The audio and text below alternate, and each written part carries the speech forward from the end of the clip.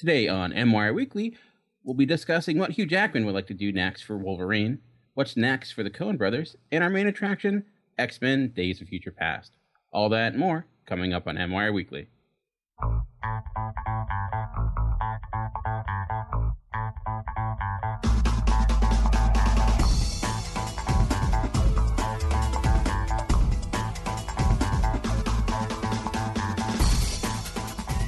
Hello, and welcome to MWIRE Weekly, the podcast dedicated to the movie week that was.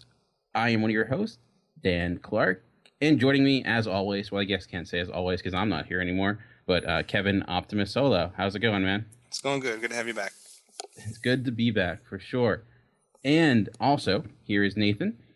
Come on. Nathan Adolfo Shabadoo. Is that anywhere close to being correct? Yes, Adolfo Shabadoo. Yeah, it's like he slam dunk on TFG1 Mike because he can't pronounce it yet. And Matt Fridley Sense, how's it going? I'm good, thank you for asking. Yeah, I have luckily come back. I felt like with this being my most anticipated movie of the year, and it being Memorial Day weekend, I had to come back for this episode. It's a special episode. But how's things going for all you guys? Going well. Been a busy week. Yeah. My lightest weekend of the year. I don't know about you guys. What are you doing? I'm eating a lot of food and drinking a lot of booze. Heck yeah, man. I like to be a true American on Memorial Day. America. I think I'm actually planning on grilling. It's like the most American I've ever been. Nice. We'll begin MWIRE Weekly like we always do as we take a look at this past weekend's box office. And, of course, with X-Men coming out, it reigned supreme this weekend, knocking Godzilla from the number one spot, ranking in about $90 million for the entire weekend. It looks like it'll have over $100 million for the 4-day total. Any surprise there that X-Men made as much as it did? No, I don't think so. I mean that was an impressive opening weekend regardless. No surprises of being at number one, pulling in almost 100 million on the first week. That's pretty impressive, I guess. I guess Plus, I was gonna say it's fighting Godzilla, which has only been out for a week, so to tower over that one so much. Yeah, and Godzilla had a pretty big drop, dropping nearly 70%, going down to 31 million. Not too surprising, consider X-Men coming out, and thank God, very bad word of mouth, I guess, or mixed at best.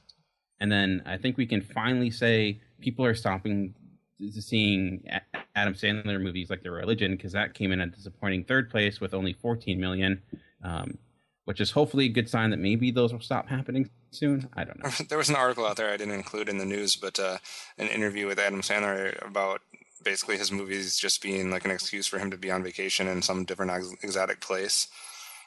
And he didn't refute that.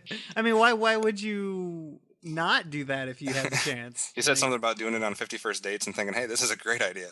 Yeah. Who knows if he's serious or joking, but it seems like it. But yeah, maybe his... it's interesting because Adam Sandler does the same movie every time, and Tom Cruise does the same movie every time. I gotta disagree with the Tom Cruise thing, but I guess you can get that. I'm just kidding. I haven't seen any of his recent films, so I'm judging that based on complete ignorance. Oh man, I was at work today at Target and I saw a Tom Cruise movie. Oh yeah, Tom Cruise working maybe. Well, I just saw the DVD case and I was like, is that already out? And it looked exactly like the movie that's coming out where it's like Groundhog's Day. Day after tomorrow or whatever. Whatever. Is that it? Tomorrow. Yeah, okay. Actually, we watched a movie with Eddie Izzard recently, and my girlfriend looked up Eddie Izzard on IMDb, and he was in Valkyrie, and I'm like, I'm not watching that movie, man. Why? The Tom Cruise Nazi movie, I'm not that interested. I want to see more Eddie Izzard and less Tom Cruise. 90s Tom Cruise was great. I'll watch Mission Impossible again. But not again and again and again. I'll watch A Few Good Men once a year at least.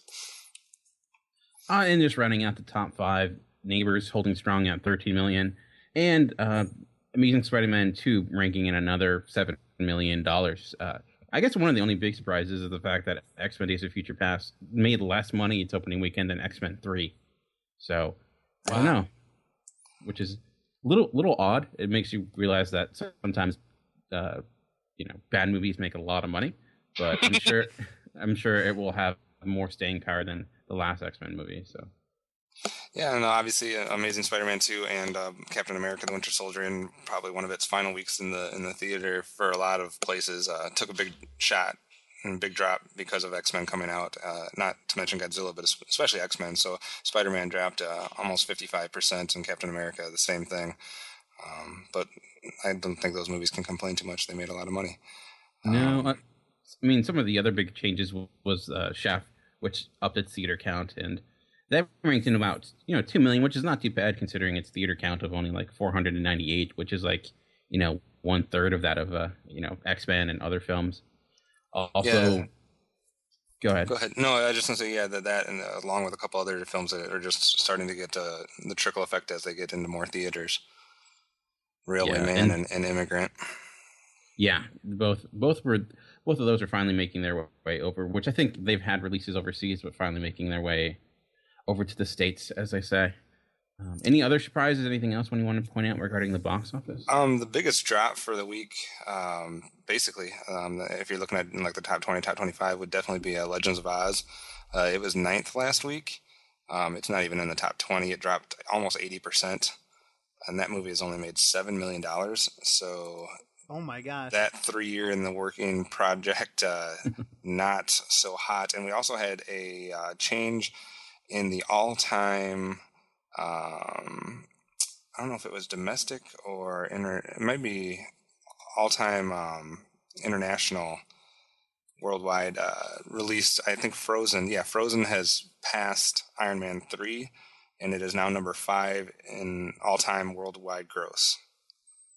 Which is kind of crazy a little bit. But yeah, the worldwide gross goes Avatar, Titanic, Avengers, The Last Harry Potter, and then Frozen. Like, Frozen's infectious. Like, we were at a pool party today, and there was a baby crying. He's like, hold on. He pulled out his phone and pulled up Let It Go, and the whole party shut down, and everyone had to listen to Let It Go. That's awesome. It's something else, man. Why don't I get to come to your cool parties? The only person I knew there was the person it was the birthday party for, so it would have been hard for me to get you in, bro. All right. And we have, Dan, obviously we did our predictions as far as which films would make the most over 2014. We've been keeping up on that as far as every week, looking at our top 5 of the year so far. And there has been a movie that finally dropped out of the top 5. Ride Along is no longer in the top 5 for 2014. Lego Movie is $1 million ahead of Captain America, and that's the 1 and 2 spot. And then it's down to Amazing Spider-Man 2 at the 3rd spot, Godzilla at the 4th spot, and Divergent at the 5th spot. The Lego Movie is at $254 million, and Divergent in the 5th spot is at $147. Interesting. And my prediction for EO2 was a very bad one because it looks like it did not do very, very well. But yeah, what you gonna do? All right. Anything else regarding box office before we talk about this week's headlines? Nope. Awesome. Kev, you want to take it? Absolutely. Headlines today. We didn't have any casting call things, so it's basically just generic headlines and then a couple sequels and remakes. Starting with Hugh Jackman's been doing a bunch of interviews, obviously, with X-Men coming out. He made a couple different comments on 2 different fronts. One, that he would be keen for Wolverine and Deadpool to square off once more. Obviously, X-Men Origins, we already had that. But even Jackman was admitting that the character was not done well in that film. And he would like to have another shot at that. And then his other story was about him wanting to see Wolverine join the Avengers. Quote, I would love to see him as part of the Avengers. There's a great dysfunction among that team, and I think Wolverine would fit right into that. There's no doubt he'd get in a fight with Hulk at some point. Thoughts on Hugh Jackman wanting Deadpool back or wanting to be involved in the Avengers, Dan? Well, based upon our main attraction, it seems like they're existing in a world where X-Men Origins Wolverine didn't happen, and I'm okay with that. So if they want to, go and redo that again or do something else, I'm fine. Him and the Avengers, I know it's just something he said. I doubt it will ever happen. If it does, it'll probably be after he's given up the role a long time ago. And I also think like at this point, Hugh Jackman is just saying whatever because he's probably been on tour for Wolverine for this movie forever. So I think he's just like, I guess I'll say this now and see what happens. So I don't know. Yeah. What do you think about them trying to do Deadpool again, Matt? Well, as I said in I think it was the last one, I think Deadpool could be done on the big screen and done properly to the original character. I mean, after this new one, like I would totally love for them to try again. I don't know if they should give it to Ryan Reynolds. I mean, I think he could. Was it Ryan Reynolds? Yep. I think he could totally pull it off, but I think he's already had his chance and missed it. But I want to go back to the other one. I don't think the Avengers are full of dysfunction. Like I get that they had their moments, but I think that they function pretty well. Yeah. But I also think that him versus the Hulk would be an amazing like reference to the comics, because that was his first appearance, right? Yeah, it was like him versus the Hulk. Was that his first? Yeah, that was his first. Nice. Appearance. That's cool. So Go ahead, Dan. That'd be nice if that would actually happen, or even just like I don't know, like a short film or something of them fighting. That would be enjoyable. They should do it when they get a new one, so it could be the first appearance of the new Wolverine. That would be cool.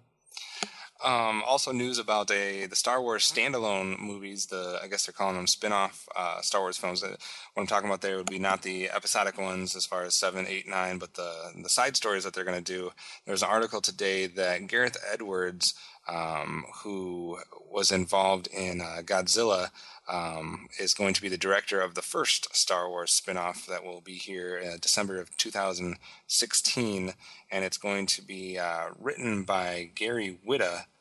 Yeah, I said him on the bag. What's that? Oh, we got Gary. So we got Gareth Edwards and Gary Whitta possibly involved in this new Star Wars film, and I have no problem with that. Like, I don't think the problem in Godzilla necessarily was the directing, as much as it was the writing. So maybe I'll give him a pass and his involvement with Godzilla. But I don't know. What are your opinions on Gareth Edwards or Gary Whitta, Dan? Gary Whitta, I don't have a huge. I mean, I know he did Book of Eli. He wrote After Earth, and he was also the writer of the Walking Dead game, which I heard I didn't play, but I heard got a lot of great praise. I think Off the Cuff podcast gave it like the game of the year when they did it. Gareth Edwards, I do agree. Most of the issues with Godzilla that I had and you guys had wasn't necessarily a directorial one, more so with the script. But the one issue with him as a director, even in the movie Monsters that he directed his first one, he's not a great acting director. He's not really good at getting performances out of people, and I think that was a key issue with Godzilla. I think that's also a key issue with George Lucas at points. So that makes me worried a little bit. So as long as he has a strong script behind him and a good cast, but on a larger sense, I don't know if I like the idea of them having Star Wars movies every year. Like, I don't want Star Wars to be like James Bond, where they just become so repetitive you forget which one's which. So I don't know. That to me I think is a worry.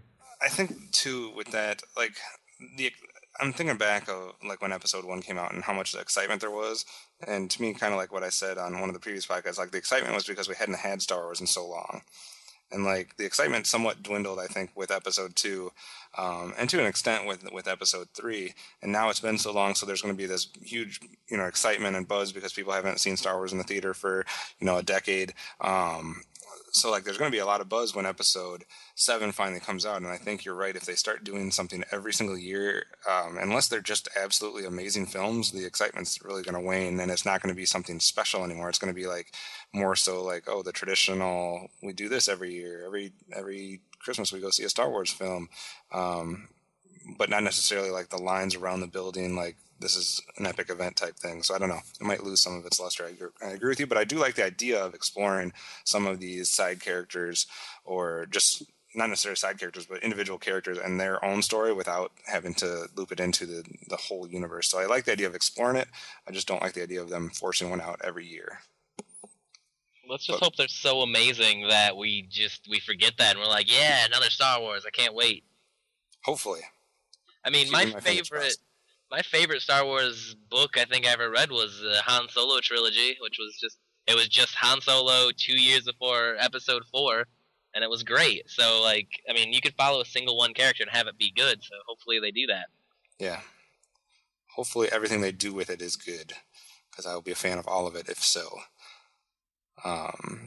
But we also got official word. I don't even feel like this is news so much, but we can stop calling it Batman versus Superman, Dark Knight Rises, Darkness Follows, whatever. We've been all the different rumors that came out like 4 months ago or whatever. I guess it has an official name now, and that would be Batman versus Superman: Dawn of Justice. Which I don't know why they don't just call it like Dawn of Justice. But I don't even need the Batman v Superman part. But I guess they're not Dan fans of subtlety when it comes to the title there. Well, it was kind of like Captain America: The First Avenger. Yeah. It's a little bit like that. It's like Yeah, but I mean, it's like in this situation, it's like for me, they're so desperate to have people thinking about Justice League and the eventual movie that like everything they're doing is for that. Whereas for me, like all the other ones were good enough on their own. Like yeah, they were all building towards the Avengers, but like they weren't consumed with that. Where this one is just like it seems like all their attention is just like rushing and pushing to try to get to this Justice League movie that I don't know. I just have a bad feeling about all this. I mean, I'm not. I mean, the title's a title. I'm not. It doesn't really change. Like to me, the whole like subtitle I think is normal when it comes to X-Men movies. I mean, or not X-Men movies, but comic book movies. Like no one calls X-Men 2, X-Men 2, X-Men United. They just say X2 or so. They're. Right. I mean, it's not that big of a deal. You mentioned Captain America: The First Avenger, and I think that clearly was more of an implication because of the worry of how Captain America would sell overseas. So it's like, all right, let's throw the Avengers on there so people know. But yeah, I mean, to me, it's just indicating what we already know.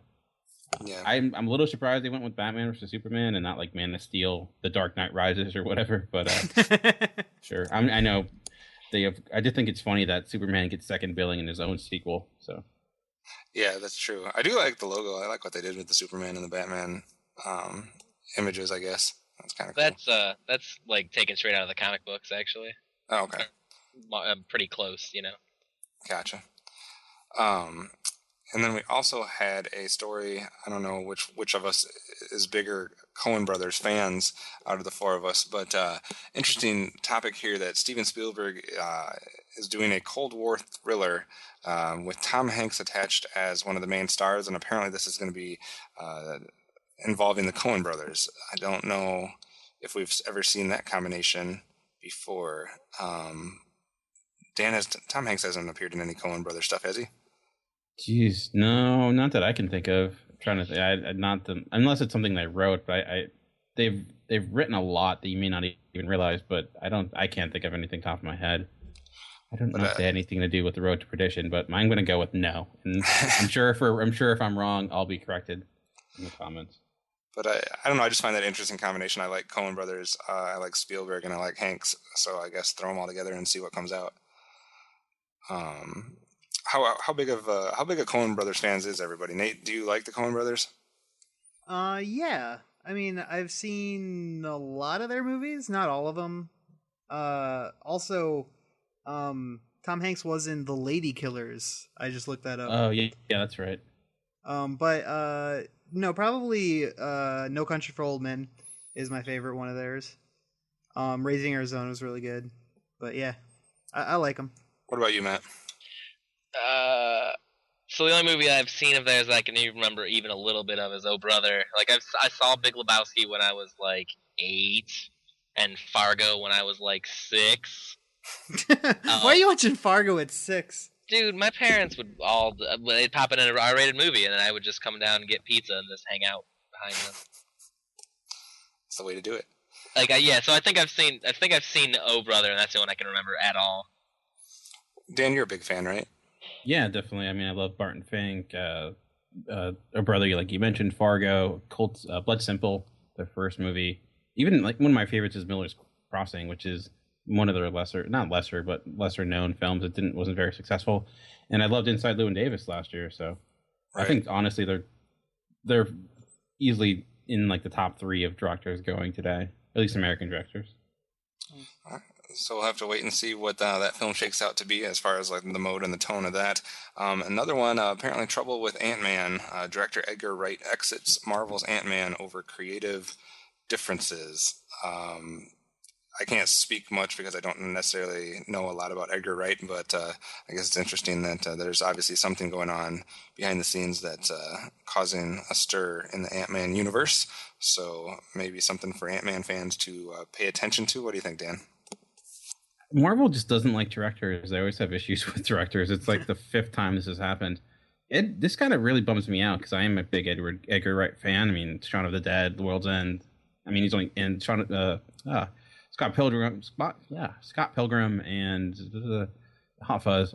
Liked all of his movies so far, and I'm worried about this because he's been behind this movie since like 2006. He's been like the driving force behind it. He came up with a lot of the concept of it, and it worries me because I was really looking forward to this solely because he was attached to it. So him jumping out, I think it's a big loss for Marvel, and I don't know whether they're going to get to replace him, but I'm disappointed for sure. Yeah, I agree completely. Yeah, I mean, it'd be interesting to learn a little bit more about it as far as later on as to what the issues were. It says he's been involved with this since for about 8 years, in the idea of an Ant-Man film and in meetings and coming up with everything. So definitely has done the brunt of the work for this, and now obviously someone else is going to take over. Just over a year before it's supposed to come out in July of next year. So that's kind of some shoes to fill as far as taking over something that's been so long in the making. I haven't seen most of Edgar Wright's films, unfortunately. You saw Scott Pilgrim, right? And I like that, but I haven't seen like At World's End. Yeah, I haven't seen that or Hot Fuzz or any. No, of those. you did. We watched that together. World's End? No, we watched this. Wait, there was too many movies last year that were about the world ending. Matt, go ahead. Theirs is the one where they go to the bars and they have the pub crawl. Yeah, I did not see that one. Oh, you didn't? I thought you were. No, I saw the other one with all the comedians in it. Oh, okay.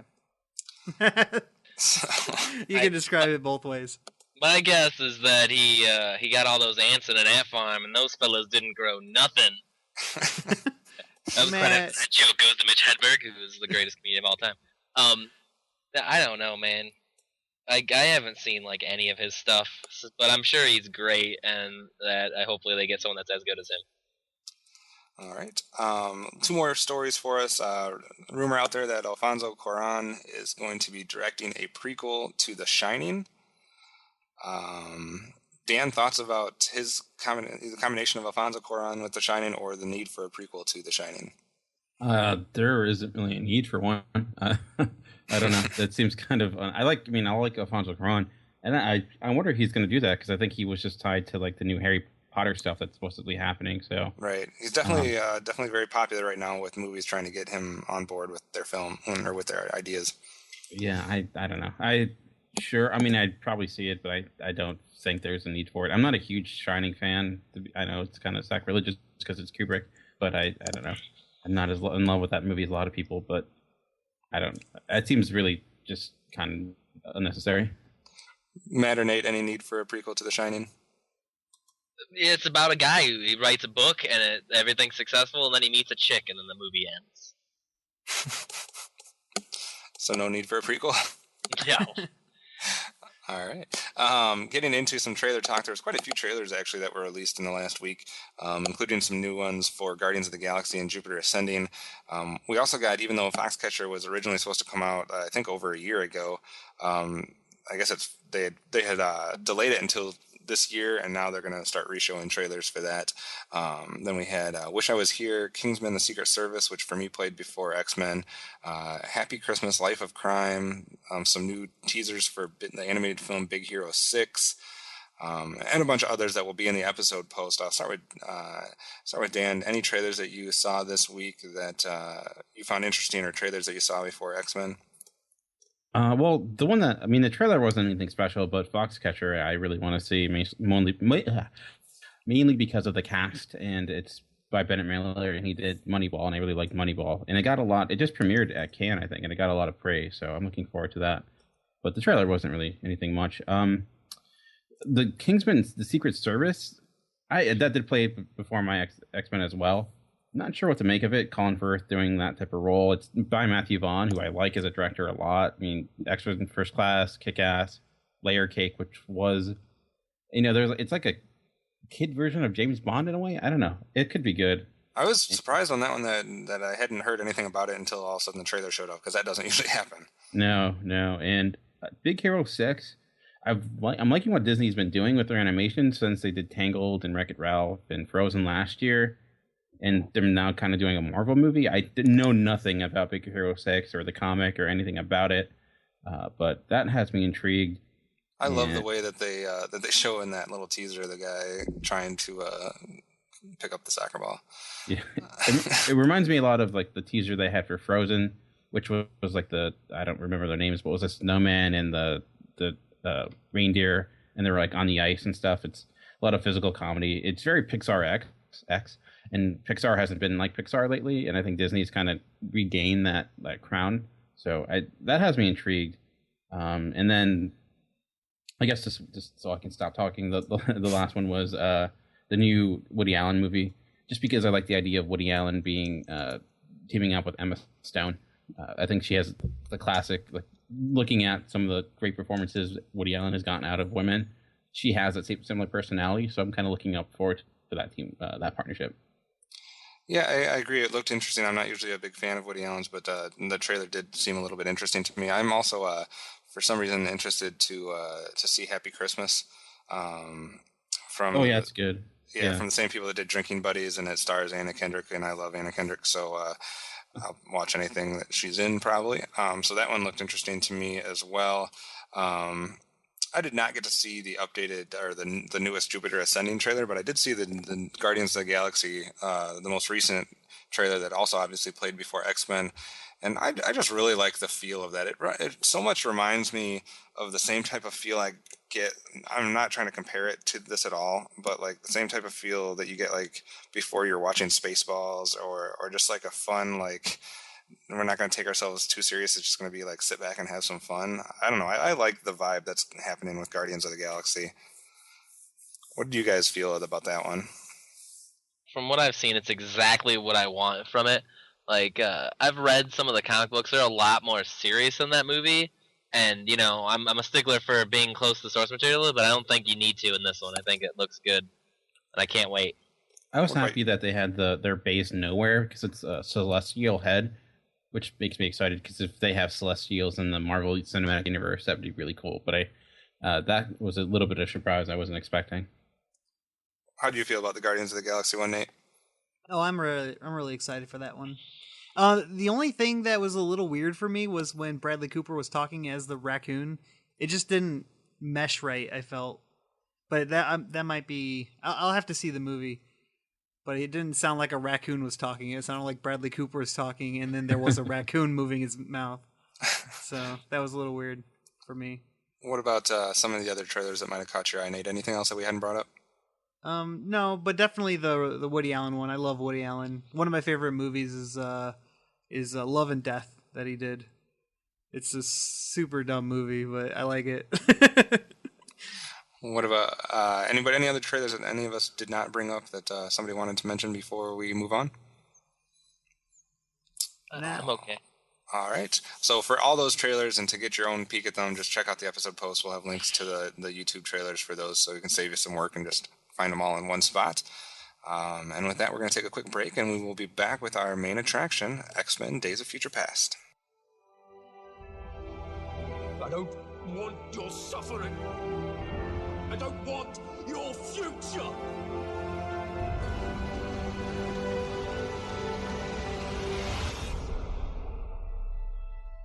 Please.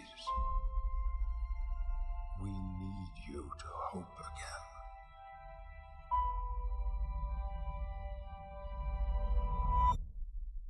All right, and welcome back. But today we'll be discussing X-Men Days of Future Past. But before we get to our main attraction, has anyone been watching anything else this week? Nate, what did we watch on Friday? We watched Mystery Men on Friday. That's right. The movie we talked about was it the last podcast we were talking about that? It was 2 ago, because we said we were going to watch it the same time we watched Batman, but we ran out of time on Batman night, so we watched it this week. Yeah. That's a fun film. Yeah, I liked it.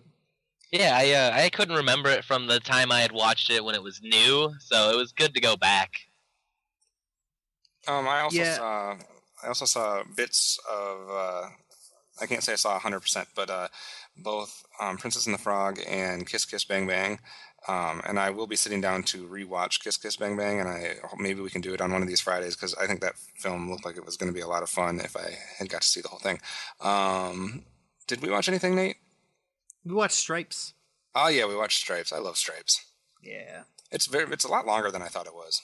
Well, that we watched the extended edition with all the deleted scenes. Yeah, for those of you that don't know, obviously other films have probably done this too, but there's the extended version of Stripes. When you watch it, it just puts up like this like symbol every time one of the non-film theatrical scenes comes up, and it's like, hey, cut scene starting right now.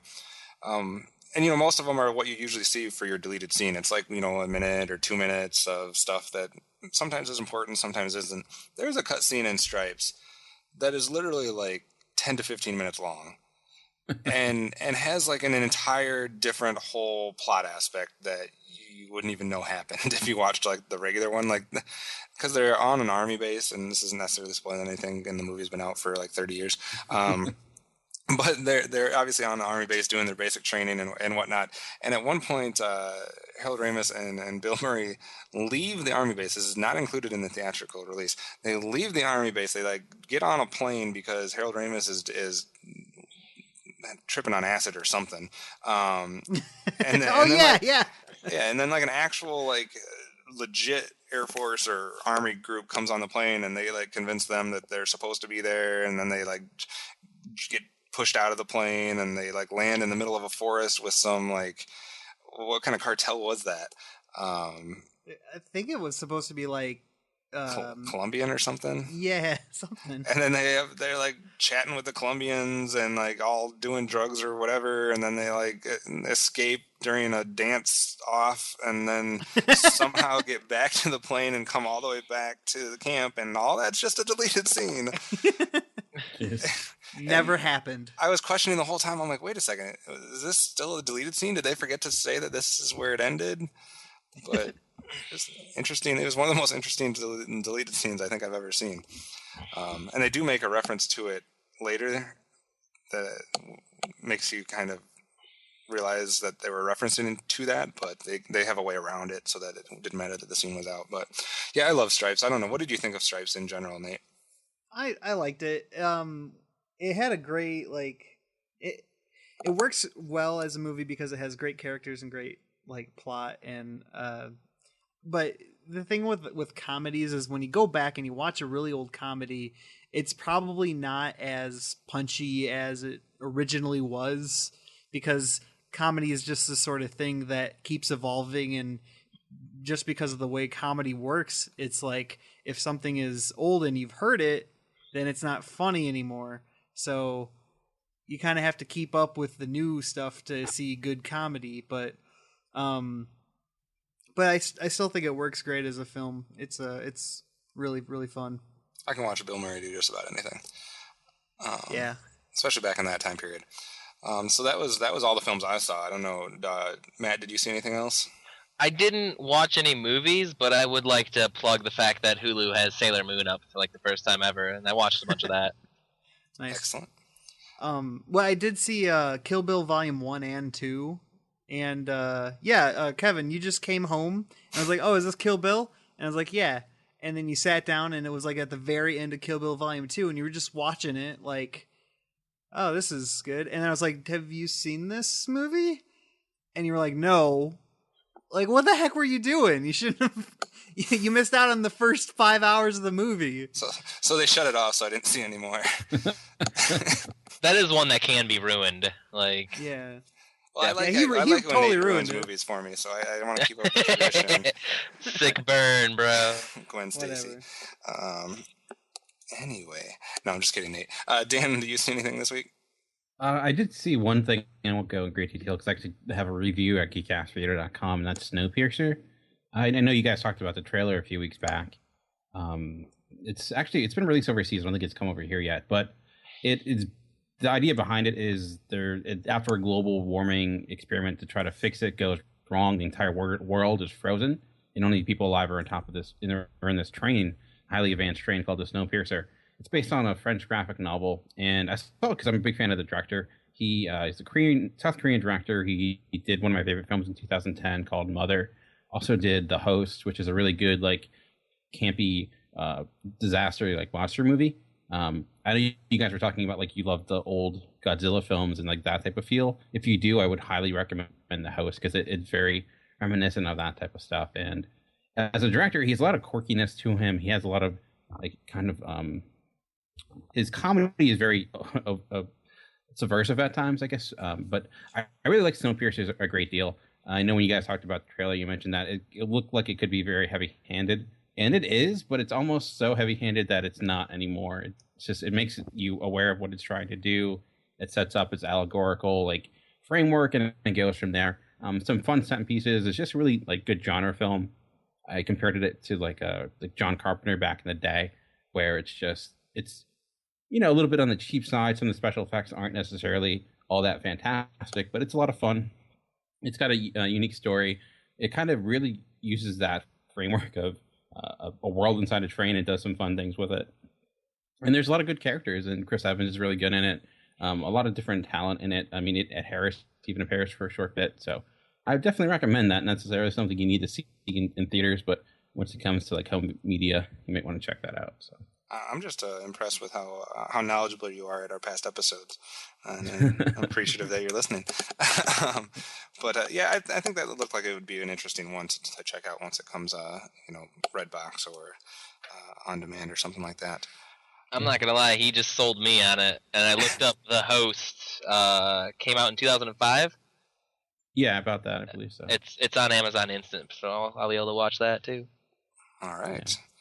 So it's very I mean, some people might think it's corny in some ways, but I think it's like it knows what it's doing. And like I said, the special effects aren't amazing, but they're effective, and they're at least effective in what they're trying to do. So, all right, so I guess we can get into our main attraction. It sounds about right? Yep. All right, so X-Men: Days of Future Past, directed by Bryan Singer, starring pretty much everyone ever: Michael Fassbender, Patrick Stewart, all these different casts. A lot of hype going into this one. Like I mentioned, it was my most anticipated movie of the year. And I guess we'll kind of go around here. Nate, I'm kind of curious about what your anticipation level was and what your overall thoughts were of X-Men: Days of Future Past. I wasn't really anticipating it that much. I've never been a huge fan of the X-Men movies. They've just kind of been fun distractions, and then once like an Avengers movie would come out, I'd get more and more into that one. I ended up liking this one a whole lot. Probably more than any other one I've seen. But all right, Kevin, what about you? As we talked about when we talked about our most anticipated films, this is obviously very high on my list as well. And I don't know, like out of the whole, I love time travel. I know it's hard to do well in films, and it causes a lot of problems, as we read in the article the other week about whatchamacallit never going to be doing another time travel story ever in his life. I just like the idea of it. I also like that it's being done by a franchise that had a misstep along the way. A couple missteps, so it's like their way of correcting them, possibly. But even more so for me, I was just looking forward to seeing the two different casts basically interact or share screen time, etc., with the first class, the younger versions, and obviously the ones that we're used to in the first three X-Men films. And I like X-Men. I don't know a lot about the background between them. I don't know the comic history of them. There's probably a lot of characters that appeared in this film that I don't have a clue who they were, and I'll probably be asking you guys multiple questions in the next half hour to 45 minutes or however long we talk about it, to try to get clarification on some things. So, but my anticipation level was high, and I don't feel like I was disappointed too much walking out. I didn't really have major issues or problems with it. So yeah, I enjoyed the film, and I don't know. I'm interested to see where this discussion goes. But what about you, Matt? Well, honestly, I'm looking forward more to you asking me questions about the comic books than I was to this movie at all. I came in I remember when my boss first told me about it, I don't know, 5 months ago. He's like, "Yeah, I'm doing a movie. They're sending Wolverine back in time." I was like, "Whoa, Did we jump a shark when I didn't get told? Like, this sounds terrible. And when I watched the trailers, I turned to my friends. I was like, "Are you seeing this? They're doing this in a movie?" And they're like, "Yeah, it looks awesome." I'm like, "No, it doesn't." So I went in with very low expectations. And then I watched First Class last week, and it didn't really sell me on the series. Although I don't know if I'd ever seen Fassbender in anything, and he did a really good job, and McAvoy did a really good job. And it's like I wasn't super impressed, but it wasn't bad. So, I could get nothing but up from where my opinion was going in. So what did you think of it overall? Oh, overall, yeah, probably the most enjoyable X-Men movie in a decade. Interesting. Well, I guess I said I was really highly anticipating this, and I was a huge fan of X-Men First Class. Honestly, I thought it's probably, in my book, maybe the best Marvel movie bar none. Mainly because it's powered mostly by its characters, and it doesn't really get too involved in the plot. And I just love the relationship between McAvoy and James McAvoy, Michael Fassbender.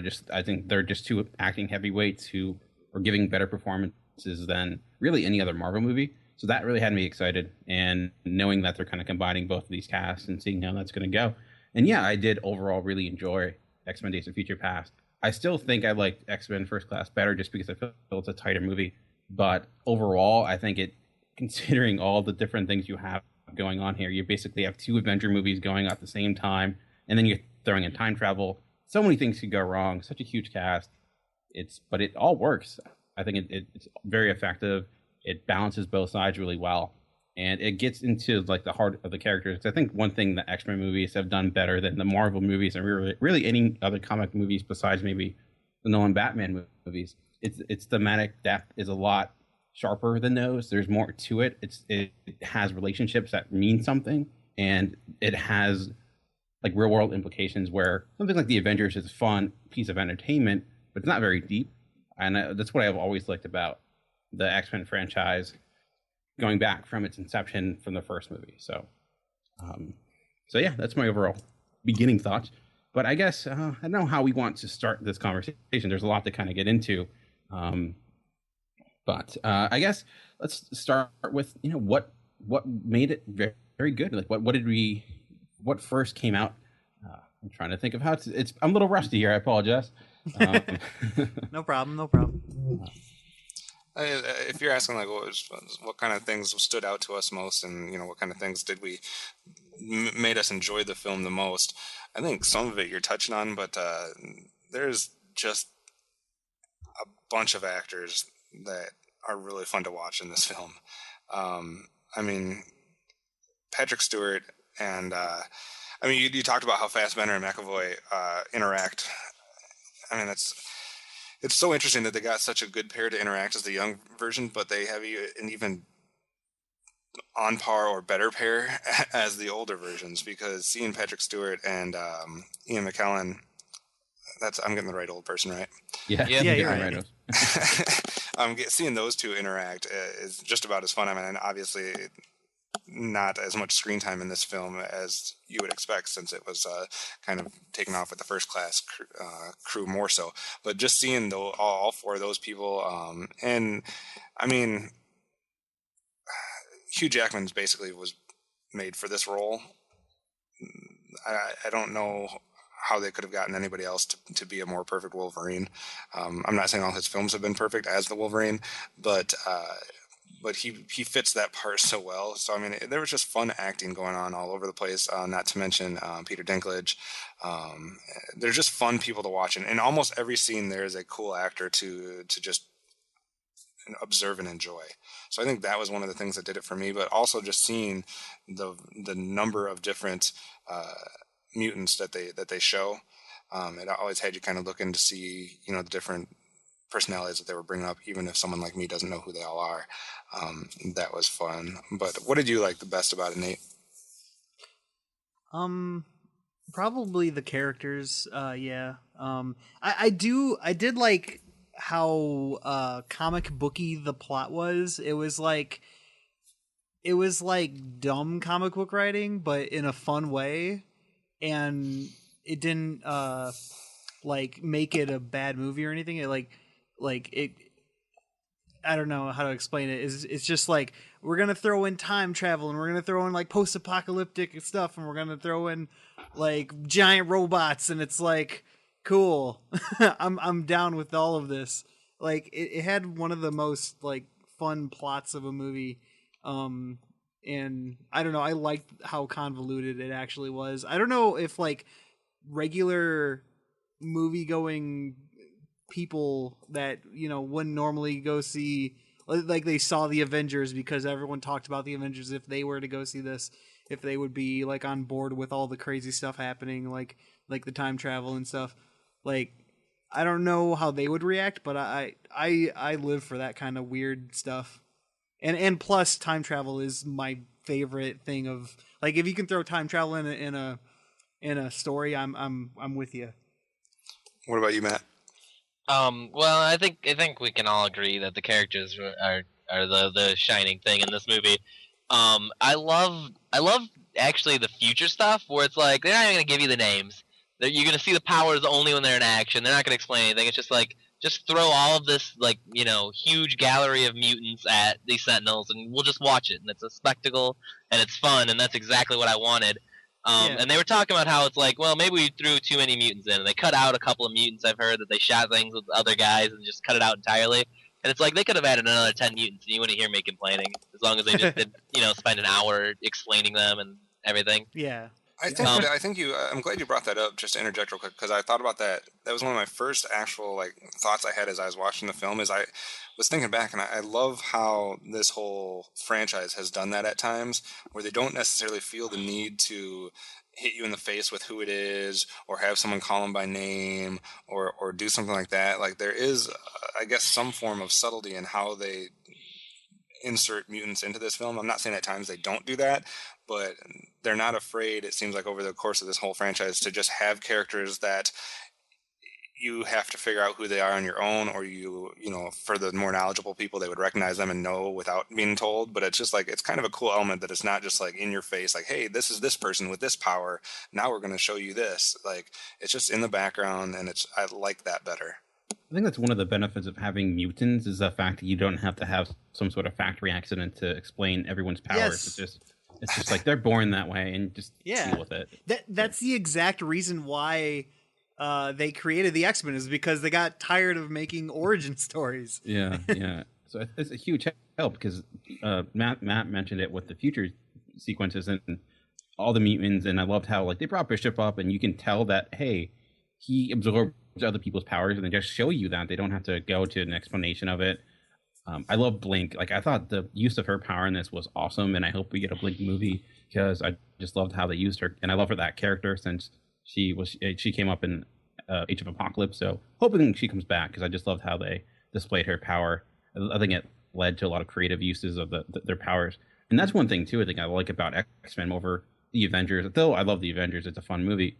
Is that the X-Men have powers that are unique within themselves. When you look at the Avengers, it's a lot of punching and kicking, but the powers of the X-Men give them different abilities, and they can be more creative with things like teleportation or Magneto, something like his use of guns. And not to give it anything away, but in this particular moment where he gets kind of tackled and there's a gun, he stopped him from shooting, but oh no, he's Magneto. So he's able to still shoot the gun, and then you see him use the bullet. I like the creativity of his powers and what they do with it. I think that gives action sequences that don't become repetitive. They can kind of change things up from each moment. Matt, getting back to some of the others, and I agree with everything that Dan just said. I like the uniqueness of what they're able to do, and I think there is some more creative stuff with even some more characters that we haven't talked about yet that we'll get to in a second. But Matt, you had some other things that you liked about it too, right? Yeah. I cut you off, so I didn't want to give you not a chance to finish it. No, I don't know. I think Mystique is a character that didn't get as, I don't know. I don't remember the old ones as much as I probably should have. They were 15 years ago, so I'm cutting some slack. But I don't remember Mystique being as strong and independent as she was in this. And in the comic books, she's way more independent and strong. And we need leading females and stuff, and I like that when they do that. And so I like that element of it. If only they could cast a really strong leading female that wasn't the bad guy. Wow, she was like gray. I mean, she was. It's like being like the bad guy who wanted to kill Hitler, you know? That's the other It's thing like- that actually brings up a great point about X-Men, though. Like, there is, and you guys will know more, and maybe I'm completely off on this, but just from the actual theatrical films, there seems to be a lot of grayness. There's not necessarily always your cut and dry, black and white, good guys and bad guys, because I think what Dan brought up before, the plots and the whole idea of the X-Men and the mutants and humans, etc., there's just a lot more, like, I don't know, like, debates and issues that are it's not just cut and dry. Like, it gets into deeper elements that it doesn't necessarily hit you in the face with, but deeper human elements. And even like take a character like Magneto, like, he's definitely not just cut and dry, black and white, bad guy, good guy. And I think Mystique has that too, and there's been some other characters throughout the franchise that have that. So that's kind of an interesting thing too, is there's not always necessarily just that bad guy, like, stereotypical role. I don't know if any of that made sense.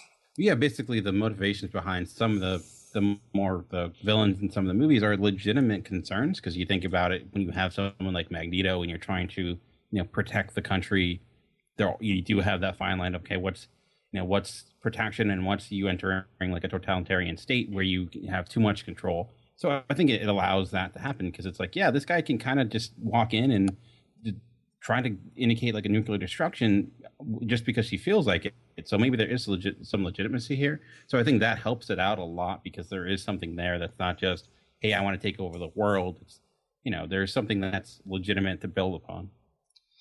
Yeah, and another thing I like about this film that obviously the element of time travel allows you to do is, goodness gracious, they're doing something that the Avengers universe sure hasn't done, and that was kill off people.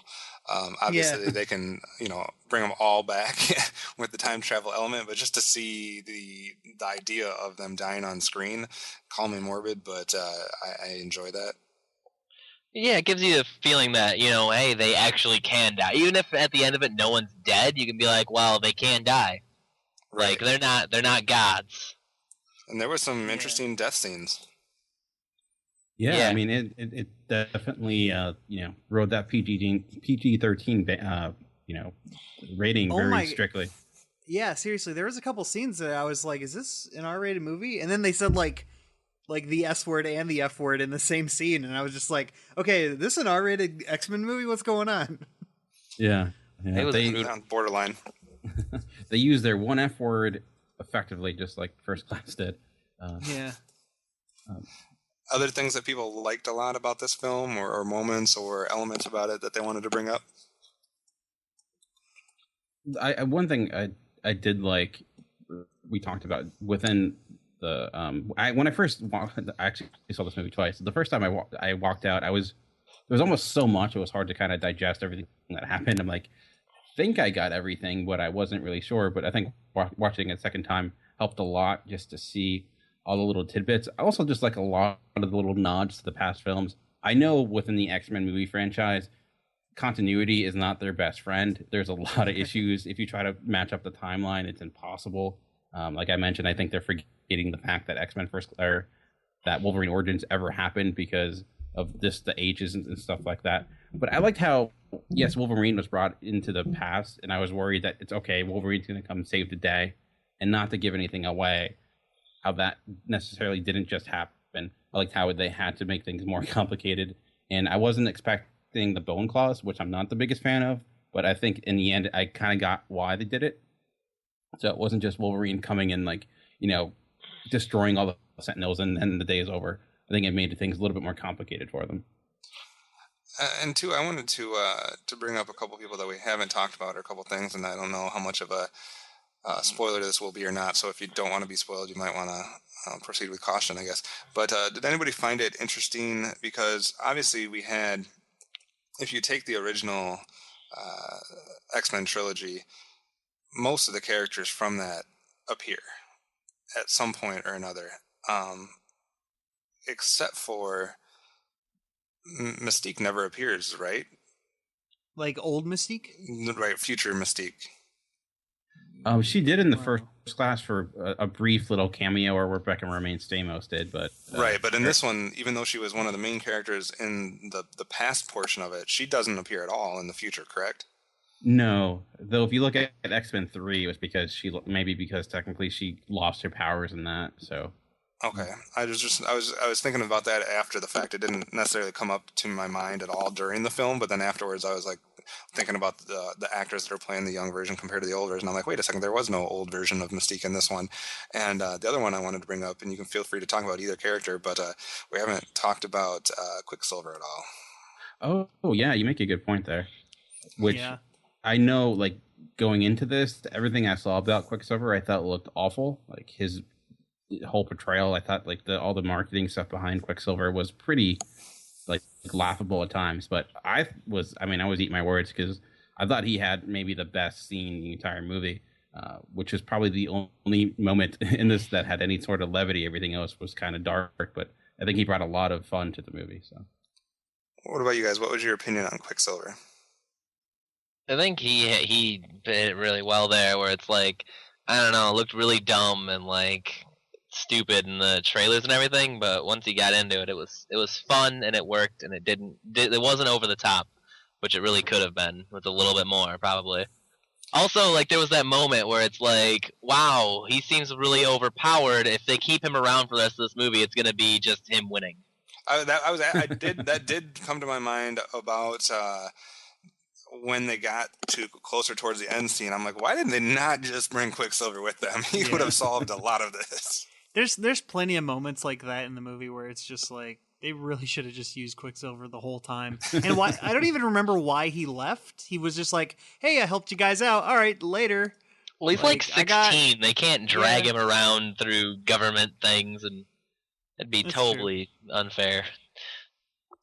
I was listening to other people talk about the movie, and they were saying like the same thing, like kind of like not they were saying bad about it, how they were like, oh well, they had this huge plot hole where they had this really overpowered character and they didn't use them, and it's just like, yeah, but sometimes you just gotta write that way to make a better movie. Like, I don't know, people nitpick too much sometimes.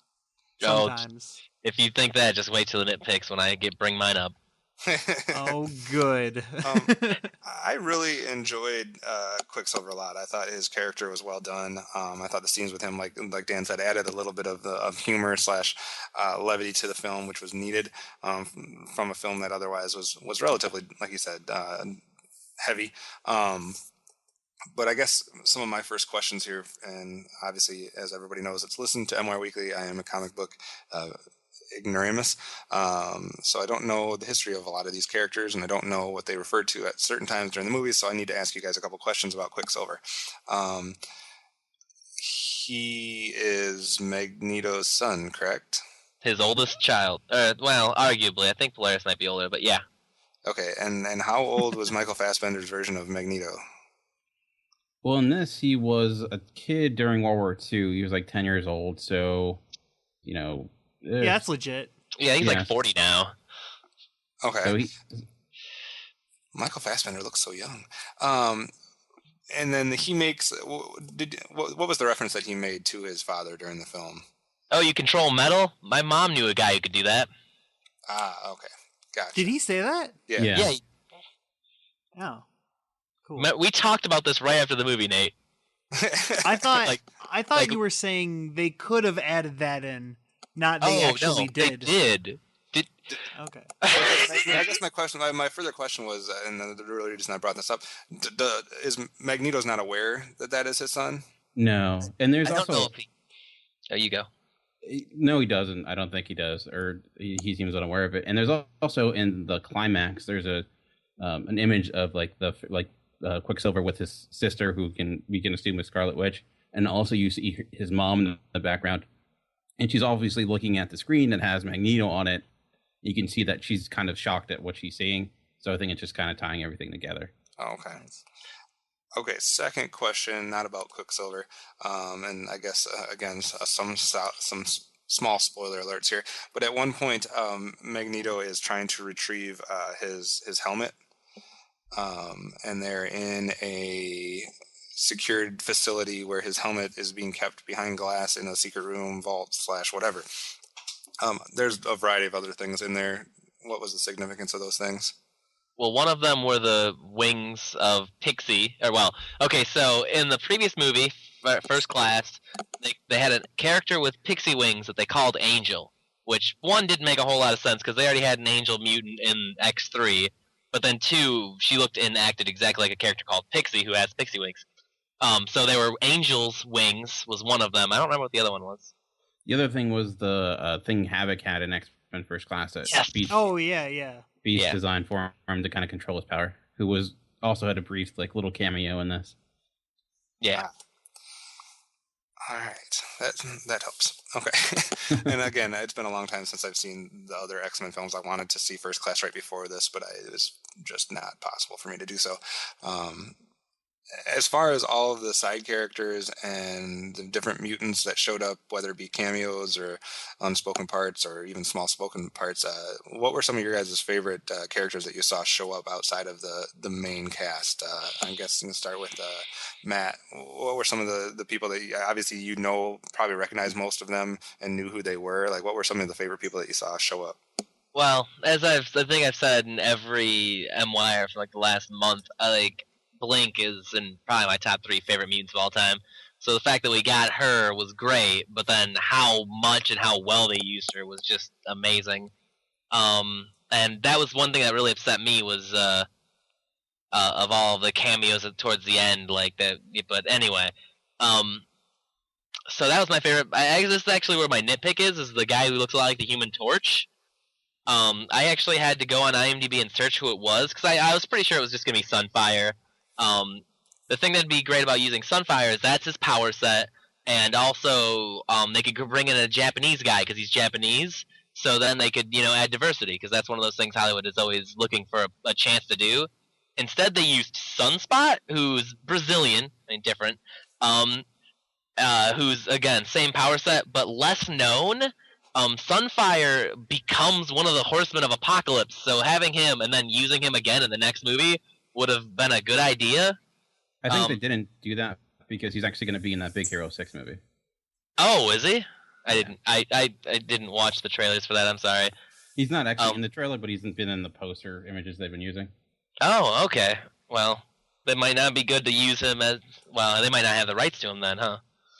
Well, no, it's still Disney. It's Disney for both of them. Wait, no, this is Fox. This is Fox. X-Men. Oh yeah, that's right. I don't know. Yeah, all right. Which is weird because I'm pretty sure Sunfire is the brother of Silver Samurai, and didn't they use him in the X-Men movie? Yeah. So some of the licensing on this is really weird. Well, just because they're gonna have Quicksilver and the Avengers, so I don't know. Maybe with the mutants, it's whatever. There needs to be a Marvel for Dummies book. There is a diagram that has some of the bigger characters, but some of the smaller ones, when you get to the minutia of the different mutants, it's who knows.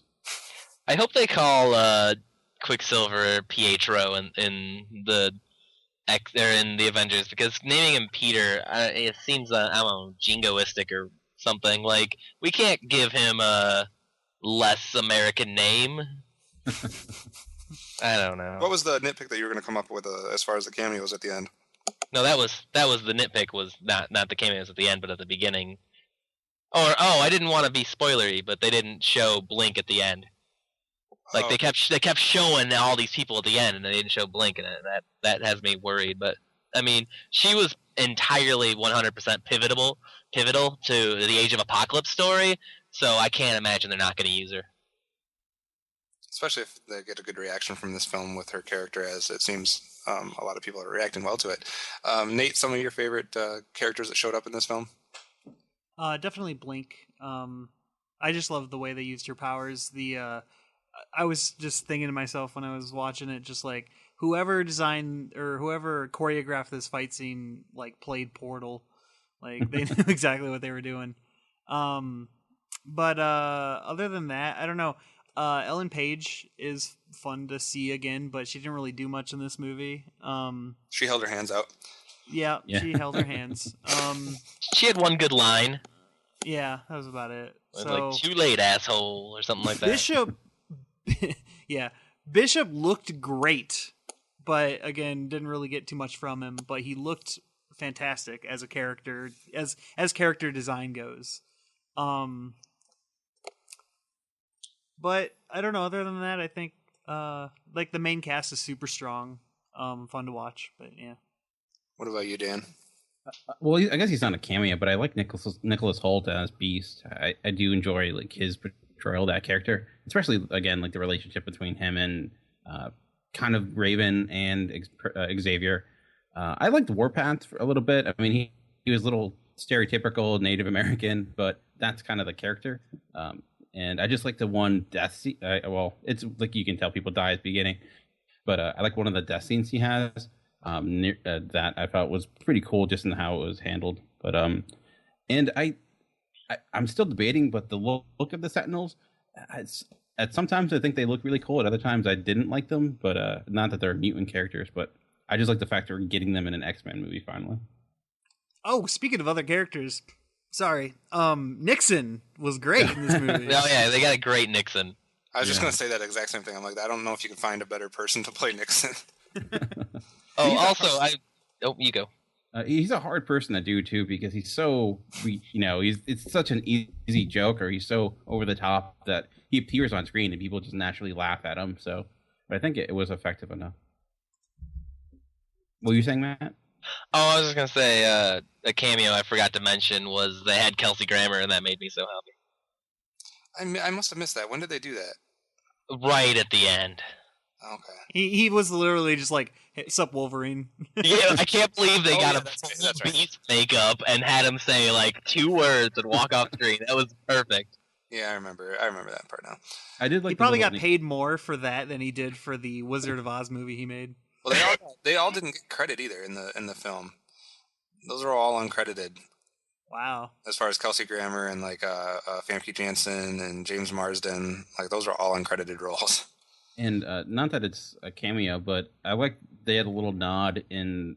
I guess we're already kind of smiling at it anyways, but near the end with the relationship between Kitty Pryde and Colossus, you kind of see that they're kind of teaching a class together. So, I mean, I don't think the actor that does Colossus is amazing. I don't think he said an entire word the entire movie, but I do like that. I do like Colossus, and I did like the look of him. So, yeah. All right. What about the nitpicks? Who wants to start with anything that they didn't like about this film? I think Matt, you said you had a couple, so why don't we start with you? I just had the Sunspot Sunfire one actually, which I totally agree. I also I mean, are we doing spoilers? Like, cause I guess I could do mostly spoiler free. Just the way Magneto interacted with the Sentinels was kind of like, what? I don't know if that's. But other than that, yeah, I don't really have that. No, I liked the way I like that. That was so cool. I was somewhat, and I guess there is spoilers here. So I was somewhat hoping that Trask was going to actually attempt to use it in a way, and that it just wasn't going to work, and there was going to be that moment where it was like, why isn't this working right? Where there would be that realization that Magneto had, done what he did. But I kind of, I don't know, I didn't mind how he did it. I was so confused for a while as to what he was doing with the baseball stadium. Yeah, that was a little the most pointless thing. I'm like, why is he moving a baseball stadium around? And then it obviously all made sense once he set it down. But I was just like, I was so confused for like 3 minutes as to what was the purpose of this. he wasn't a fan of the Nationals. I guess I don't know. Screw that stadium. I mean, some of the issues I had, I like Peter Dinklage as an actor. I think he's a really great actor, and not necessarily that he gave a bad performance, but I just thought Trask as a character was kind of lacking. I don't know. I was hoping more from him, and I guess with so much going on, he kind of got lost in the shuffle a little bit. And I wasn't the biggest fan of some of the set design for the future sets. They just look. I get they're it's supposed to be this dystopian and like the world's like coming to end, but I just felt the set design looked really barren. Like they forgot to put things up because there's like it looked like a little cheap. I guess I don't know. But that was my bigger issue was just I thought Boulevard Trask didn't. I was hoping for more, and they didn't really give him much to do. I can agree with that as far as the set pieces, except for the one that I really did like was when they showed it from afar, where it was just shown as like the kind of side of the mountain type. Yeah, thing. that's true. I thought that looked cool. I I was wondering, I guess it's not nitpick, I don't know, but there was two things that I was thinking as I was watching the film, and one was at the very beginning. I was worried as to how easily Hugh Jackman or Wolverine, how easily Wolverine was able to convince both Xavier and Magneto of his mission, and how quickly they jumped aboard. It kind of fixed itself as the movie went on, because obviously Magneto wasn't as cooperative as he maybe had first let on. But there was just a moment at the beginning where I'm like, wait a second, that should be harder. Like, they set it up with Patrick Stewart and Ian McKellen, like the older versions, like, oh, good luck with that. You have to get these two guys to cooperate in a time where they don't really want to. And it just seemed like it was easy at first. Like, I don't know, like I was wanting to feel more struggle and for it to take a little bit longer, but I guess you kind of realize with a movie like this, they don't have a lot of time to do stuff like that. And like I said, as I felt like it somewhat fixed itself as it progressed, but my initial thought when he was first doing that was way too easy. I don't know. Yeah, I could see that. Like you said, I think it does kind of, it almost like, okay, they buy into it, but I think eventually you see there a little bit more question there, especially Xavier. I think Fassbender was maybe, or Magneto was more easy to buy on. But to go back, I missed this, but to go back regarding that issue, regarding them kind of buying into it, I do think like the best scene in the entire movie was actually, not to spoil anything, when you see one of the past selves and the future selves kind of interact. I thought that was like an amazing scene. And I just love seeing, like, I think McAvoy is a great actor, and so is Stewart, and I think that really got into the heart of what makes the X-Men movies like some of my favorite films. So I just love that motivation and how that panned out. But I do agree that it's like, okay, I'm just going to get on this airplane now. I'm like, wait, you were just, I don't know. But I did like the reasoning he was there. I thought that was kind of cool. Why Magneto was in that concrete structure or whatever. Oh, yeah. Any other people that had, Nate, did you have issues or anything that you questioned or whatever throughout the film? The biggest issue I had was the audience we were with, but that's, not the movie's fault. No, I mean, there were probably, like, it's probably not the smartest written movie, in terms of, like, having to explain everything, but it was too much fun to care about it. Like, it was just a fun movie, and I really enjoyed it. Dan, any other issues that you didn't get a chance to bring up yet? Issues, trying to think of what else. Not necessarily issues. I mean, there was a sequence in which you talked about the Sentinels and, what happened to them, and you see, like, Magneto kind of interacting with them and using, like, rails. And I thought that scene, I liked the idea of it, but I didn't think it looked very effective. Yeah, I can see that too, in a way. But that's really just kind of getting into small things. But overall, I mean, and I guess a bigger issue, necessarily a nitpick, was though it was a time travel movie, and it's with X-Men, you have like the idea of it being like an allegorical reflection of diversity and like those issues. How it didn't really use like the past that much. Like, it didn't really say anything of that time and how it was reflected. There's a little bit regarding man's over trust in regarding technology, because when you have the reveal of the Sentinels, you have Nixon quoting Oppenheimer after we dropped the atomic bomb, I believe. So I thought that was a little bit nod, but overall, I don't think it really used the past that much, nearly as much as like First Class did. And then my other issue, which I don't know, might be kind of nitpicky or whatnot, but and I know time travel is really hard to do, but I felt like possibly there could have been more effects in the future world of what was going on in the past world, because it seemed like Wolverine was there for a while and stuff was happening and interactions were happening, and there was no like little minor things that were seemingly being affected in the future versions of these people. Not that we were getting a whole lot of the world there, we were just getting that one setting, but it seemed like there was nothing, and then all of a sudden one thing happens and everything changes. Again, I don't necessarily have a problem with it, but I could see like maybe it would have helped to have like a little tiny thing happen, or maybe I'm just like a sucker for Back to the Future where like people are disappearing and stuff like that. They actually explain that.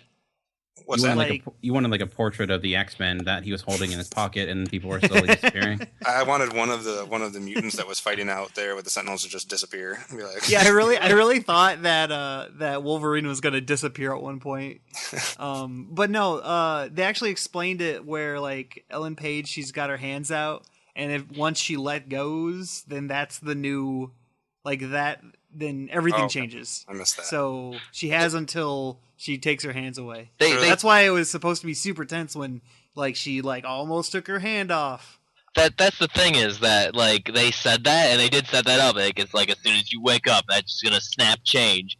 And then when they had that moment of like, oh, is it gonna like it should have done something like that, like had someone for just change. a minute. Yeah, That would have been cool for me. they could have totally done it, and it would have been acceptable in canon in the universe. And then I guess my last thing, and again, this is a total nitpick, but I was somewhat surprised as to how long it took the Sentinels to find him. In the future, But maybe not as much time was passing. Well, I mean, they were using time travel to avoid them, and then like the one time it's like all of a sudden instead of like 2, it's 1,000. So maybe they just needed that time to gather their forces. Right. Because maybe their detections were like, whoa, this has got everyone. All of you are here. Let's just send all of the Sentinels. Let's corner them. So, you don't want to mess with Sentinels, though. I mean, they pretty much set themselves up to be like one of the best fighting forces to ever grace the theater. Yeah. Yeah. Cool. In talking about like how it kind of showed you and didn't tell you, just how in the beginning you see how the Sentinel power worked, where one's getting frozen and then you see the other one's getting heated, and then they like transverse each other's power. And I thought that was kind of cool to let you know, like, yeah, pretty much you can't really stop them. So yeah. They're pretty badass. So they do kind of look like the aliens from Signs a little bit. I don't know if I'm the only one that saw that. Oh man, that movie was great until they showed the aliens. Of course, a lot better rendered in those, but they just had like the I don't know, like the black, sheer black figure or whatever. So and so I guess it would be fitting, again, spoiler alert for those that haven't seen it, but to talk briefly about the credit scene. And opinions or reactions to that, even though we somewhat already knew what the next movie was going to be about. What did you feel about the end credit scene, Matt? I liked it. I mean, especially after Spider-Man 2 having nothing, I was so happy that this one had something there. And I don't know, like it was great, and I like that they threw out a name. That wasn't one that would be immediately recognizable to non-comic book fans. Yes. So I have no idea who they were showing or what they were showing in that scene. Oh, really? Are we gonna do you want me to tell you now or when we're not recording? You can tell me when we're not recording. That's fine.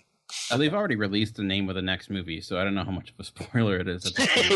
Yeah, it's definitely not a spoiler. Well, I guess you can say it now. I mean, I know it's about X-Men Apocalypse, and that's what we're going to, but I don't know what that. I have no idea what that is. So they were chanting "In Saba Un Nur," which is Apocalypse's name before he took Apocalypse, because everyone has a secret identity and then an alias. And so he's Apocalypse, but when he was the first mutant in ancient Egypt, he was In Saba Un Nur. And so that's what they were chanting, and that's who that was with the blue skin. And the 4 horsemen? And they alluded to the fact that he has the 4 horsemen of the Apocalypse on his team. Gotcha. Do they have like specific names that we would know and personalities? Yeah, Death, Famine. Oh, just like that. Okay, just like that. It's I can't remember them all, but Sunfire is one of them. Pestilence or whatever, or something like that. I don't know. Yeah, but I mean, like, Sunfire was Famine. I don't know. There's been a few of them. I mean, Wolverine was a horseman of the apocalypse. He was Death, and so was Angel when he became Archangel. Yeah, they've all kind of they've had different ones. Gambit was even a horseman in a storyline most people like to forget, but he's right. So I guess my final thought on this film would be seeing this film. Seeing the end credit scene, knowing what the title is and what the content is for the next one. We talked about how excited we were, how much, and we were either anticipating or not anticipating Days of Future Past. How does that leave you as far as the state of, are you excited, looking forward to, not looking forward to the next X-Men film, Dan? I'm certainly looking forward to it. I mean, I really like the character of Apocalypse. I actually have a gigantic Apocalypse on my desk right now, the toy. So I do like him. I'm curious where they're going to go with it. I mean, we talked about before recording. Are they going to do it with like in the 80s, or is it going to be like a full-on Age of Apocalypse story? Yeah, so I'm excited for sure. Much more. Yeah, I don't know, but yeah, I was excited. I'm like the X-Men movie, so as long as Brett Ratner is not directing, I'll be there. All right, Nate, what about you? Yeah, I'm excited for it. Although I don't know. It's like it's exciting, but it's also kind of weird because they're making movies to make more movies, so it's like self-perpetuating itself. Like they're not like I'm a little worried that eventually they'll get to the point where they're just making bad movies to keep making bad movies, like because people will go to see them. It seems. So there was that concern that I talked with Matt about. Like I was like, dude, if they did what they did in this movie, they could do this to any movie. What's to stop them from doing this to like the Avengers? Because man, I don't know. It's a little worrisome, but I'm still excited for the new one. And Matt? Touch on what Nate just said. His concern was like, why don't they just have a go back in time and fix any movie when they need to get a new cast or anything? And I don't know, like it worked here. It worked really well. Yeah, so I definitely liked this movie, but it's just like now that has been done. It's like yeah, they could do it whenever they want, and it's like oh okay. Well, that's something that the X-Men has a leg up on the Avengers. Something X-Men did before the Avengers did it.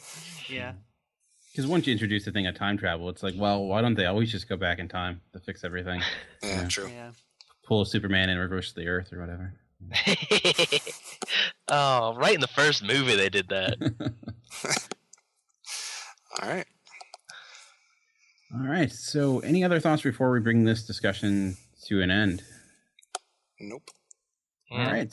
So, I guess we'll get into what's coming out DVD and Blu-ray and theatrical wise and all that good stuff.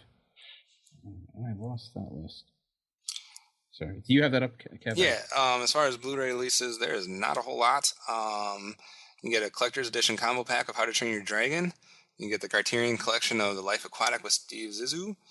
And I don't really know. There's a Doctor Who combo pack for Doctor Who fans. It's like it's a documentary, I think. Yeah, it's Sleepaway Camp. And Sleepaway Camp collector's edition combo pack. Stay away. There's not a lot to buy on DVD this next week, so there is a pretty good movie called Cheap Thrills coming out, which came out earlier this year on demand, which is it's a pretty good dark comedy, basically about this rich guy who gets two guys in a bar and basically pays them lots of money to do crazy things that kind of escalates further and further. It's a really good dark comedy that I would recommend maybe getting it at Redbox if it's there. All right. And as far as theatrical releases, not a ton of stuff that's going to try to be competing too much, but we do have a couple big releases compared to sometimes the week after a big film like this comes out, and it's all Thursday releases this time for the notable ones, and that's A Million Ways to Die in the West, Maleficent, Under the Electric Sky, and then there was a couple that we had trailers of as far as Friday releases. I think The Grand Seduction maybe, and one other one. But out of A Million Days to Die in the West, Under the Electric Sky, Maleficent, Dan, any that you're willing to put your money in to go see in the theater? Well, I probably will see Maleficent. I'm gonna see Million Ways to Die just because of a free pass to it, so I won't be paying money for it. But I thought Edge of Tomorrow was coming out this weekend too. I could be wrong. I thought so too.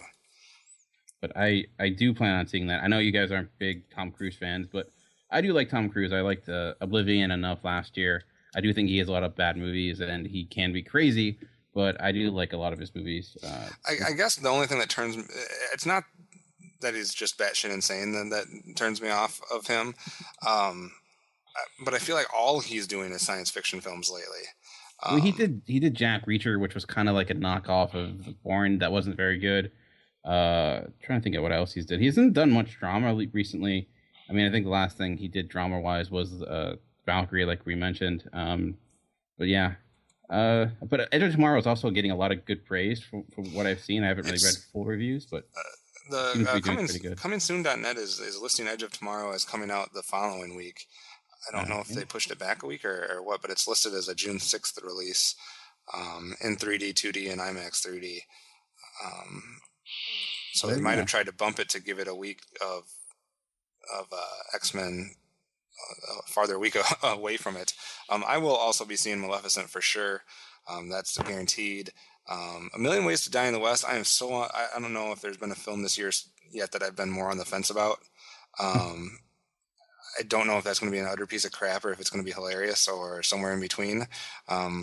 If I have a time, I might be able to see it, but Maleficent would get my first choice. Matt, I know you have a Maleficent date.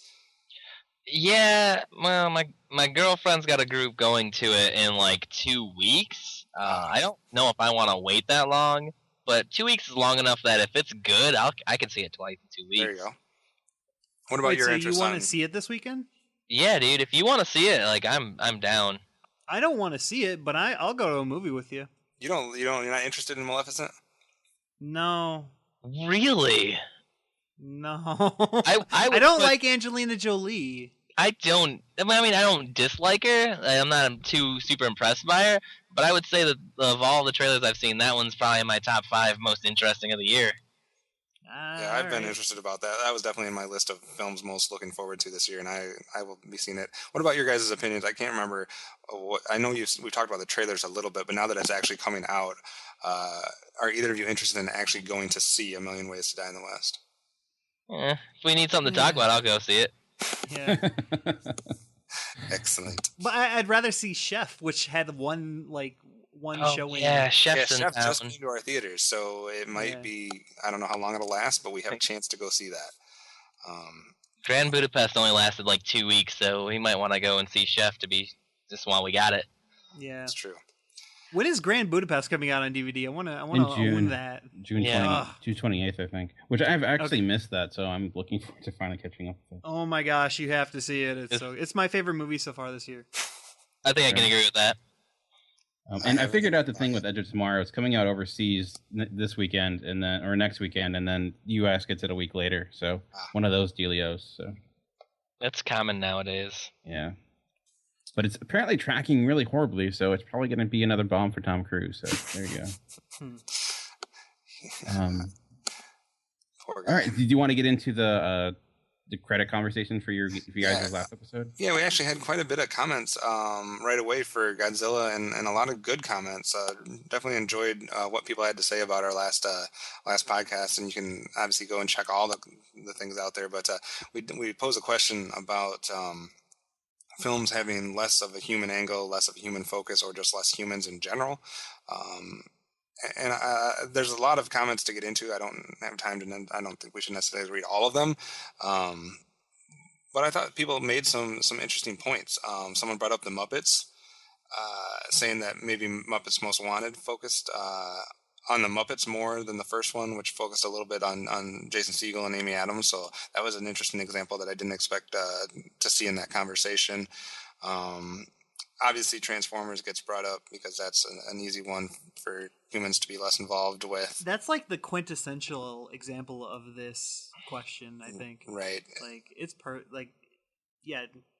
we don't need all the human characters. Any of them. So yeah, there's some good conversation. I would just tell everybody to go to the website and check out and maybe add your 2 cents. Armageddon was one that someone brought up, which I'm not 100% sure how you would have. Just more asteroid. Yeah. Just like have it be an hour and a half of looming asteroid shots, just cut back and forth like. I guess maybe like more. You could have less of some of the human side stories that were going on, but I don't think you can have less actual humans in that one. So I guess that's a different take on it, as far as maybe just less of the personal stories. But yeah, good conversations. Go on, check it out. As well as checking out this week's episode post, in which we will have a new question. Anybody have a question off the top of their head about anything we talked about today that they want to pose to the group? Nate, you had your first question last week. Do you got another one? No, no, I don't. I got one. I actually got 2 because I got a cheeky one, which was, are we going to do star rating on this one?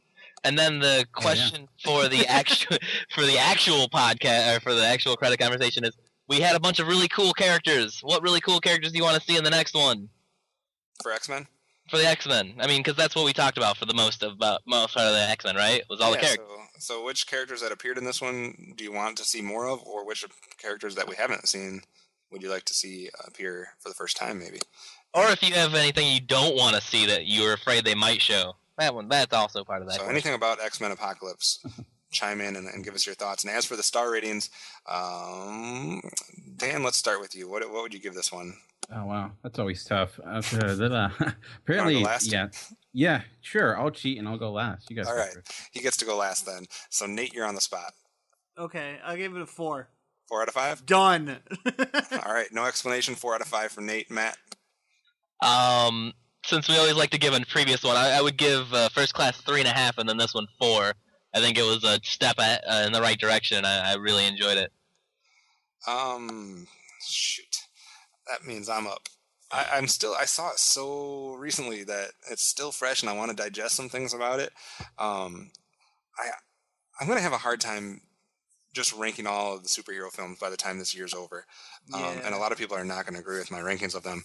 But my first instinct is going to be to agree with you guys and put it at a 4. I don't know if time will change that, but I'm going to start with an initial ranking of 4 at this point. Yeah, Dan, buck the trend. Well, I would say after my first viewing, I was at a solid 4 because I was working on my written review. I'm like, all right, I think this is a 4, but I do think watching it a second time was a big help because I think I was able to. I think the first time was there was so much anticipation and so much going on, like I couldn't really completely get into everything. But the second time, I did appreciate it. I did like it a little more.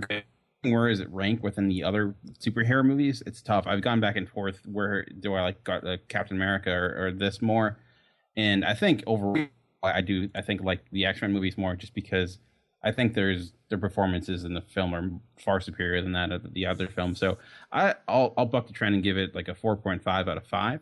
Wow. So it's nice. Probably the second highest movie I've ranked so far. Well, review wise, maybe the third or fourth highest. Just because I did enjoy it a great deal, and like I said, I had so much anticipation with this. I thought it was just gonna be a disappointment, and it didn't. And I just thought it was effective and well directed. So yeah, I'll go 4.5. I'm not scared. So 3 4s and a 4.5. So that means go see it if you haven't seen it yet, and help it climb the ranks of the yearly box office charts here. And then, like Matt said, give us your thoughts on X-Men Apocalypse. What characters do you want to see? Do you not want to see returning characters, new characters? Just thoughts in general on that. So Dan, I'll let you take the helm on the rest of the ways people can get in contact with us at the network. Okay, yeah, there's always trillions of ways to get in contact with us. You can email us at feedback@geekcastradio.com. You can get us on Twitter, Geekcast Radio, just hashtag MWIRE on Facebook. Also search Geekcast Radio. You can also comment on the episode post at geekcast.com. Also, make sure to give ratings and reviews on iTunes. That's always a big help. But we'd like to thank you for joining us for this week, and we'll be back next week. I forget how to end it. Man.